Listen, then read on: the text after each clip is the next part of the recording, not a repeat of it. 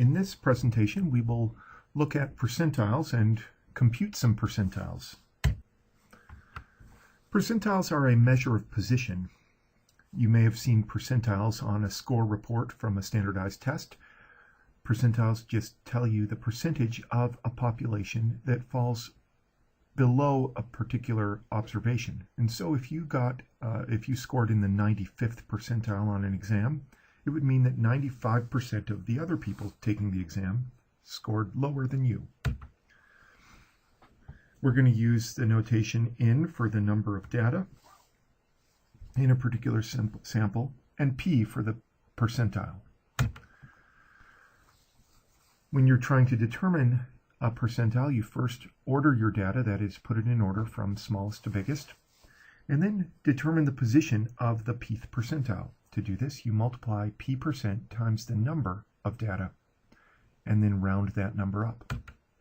If the number that you get when you multiply p% times the number of data is not decimal or fraction, if it's an integer, then you just average that position with the next one. This is similar to what you do to compute the median of a set of data.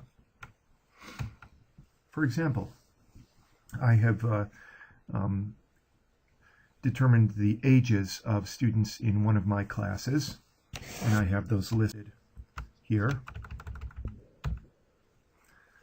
There were 30 students in this particular class, and their ages are listed. This was a traditional class, hence the ages being somewhat young.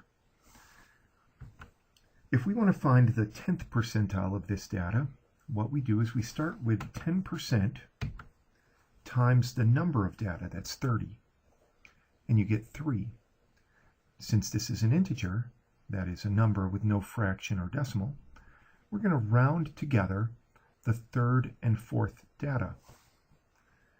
You'll notice that the third data, if you count from the top left, 17, 17, 17, the third data is the number 17, and the fourth is the number 18.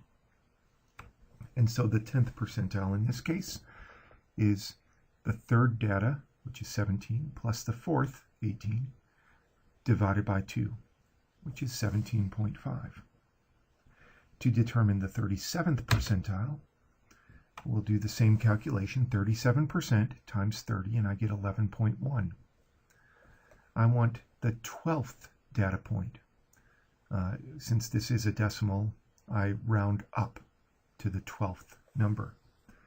To find the 12th number, begin counting with the 17 in the upper left of my data set, and count across, and you get to when you get down to the second row, the first 19 on the second row happens to be the 11th number, and the second 19 happens to be the 12th number.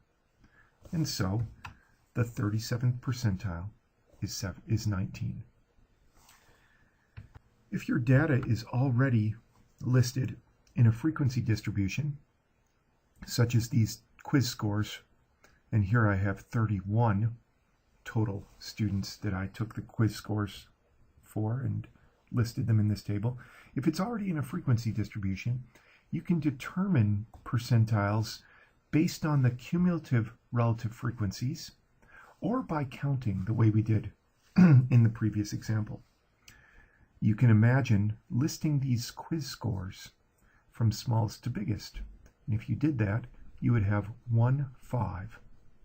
So you'd start off with a 5. Then you would have 5 7s. So the list would go like this: 5, 7, 7, 7, 7, 7, 8, 8, and so on. There would be 8 8s, 11 9s, and then 6 10s. To compute percentiles, we do the same thing that we did in the previous example.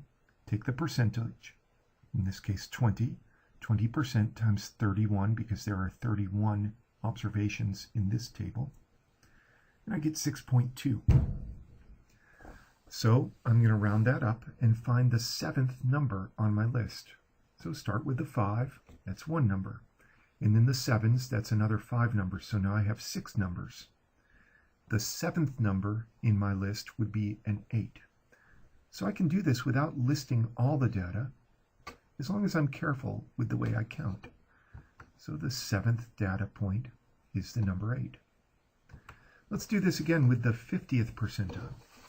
The 50th percentile is going to be located at 50% times 31, which is 15.5. And since that's a decimal, I'm going to round up to 16. Now counting through the numbers again, start with the 5. There's one of those. There are 5 7s. So now we have 6 numbers if you're moving down this table. When we get to the 8s, we have an additional 8 numbers. That makes 14. But I want the 16th. So the 16th number on this table would be a 9. Finally, the 80th percentile occurs at 80% times 31, which is 24.8. I round up to the 25th position. Starting at the top again, I have 1 5, I have 5 7s, 8 8s, and that makes a total of 14. 14 numbers from 5 to 8. When I add in the 9s, I add in another 11. That makes 25 numbers. So the 25th number is the last of the 9s, and so the 80th percentile is 9.